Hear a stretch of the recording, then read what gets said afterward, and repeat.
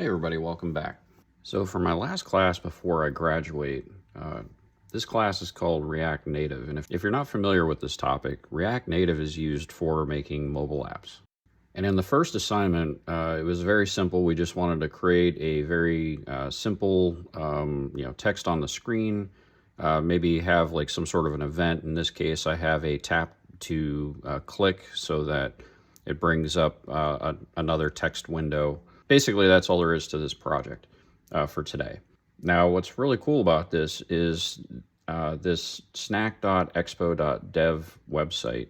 There's an app that you can download for both iOS and Android, so that as you're doing the programming, you can actually see both in the window here. So if I launch the snack itself, it shows that it's installing the app on this digital looking phone, and basically it does a simulated what would you call it, like an emulator of what the iOS looks like. So I open up the project and it says React Native online. Hello, my name's Mike.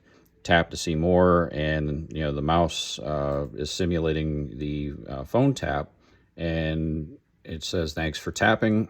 Excuse me. This is an enhanced version of the app since we took our class. So we did some of this in the class the other night, and it actually has a timestamp in it. And then you can do the same thing with the device. So with the app that you download, you use your camera and you end up scanning this QR code, and it'll open it up in your device, and it will actually show you what the code looks like, as a demonstration of what it can do. So it's actually a very powerful thing. It's very easy to use. Basically, it's written in JavaScript, so you import your components and libraries that you're going to be using, and then it does like a starting function, and then in the return part of the program, this is where all of the meat and potatoes of the program are. So it shows where your boxes are, where your text ends up going, any images that you would need, any events like clicking or tapping. So that's basically what's going on for this class that I just started. So stay tuned. I'm going to have some more videos coming as I go through this this course. I'm very excited about going through this course to see what I can do ultimately at the end of it.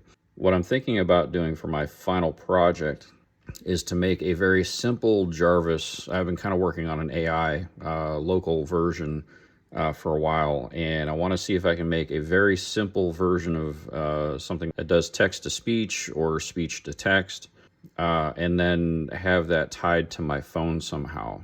So we'll see how I can do that. I've got a very, very simple AI that almost works. It basically does stuff, but it you speak to it, it speaks back, but right now it's just kind of speaking gibberish.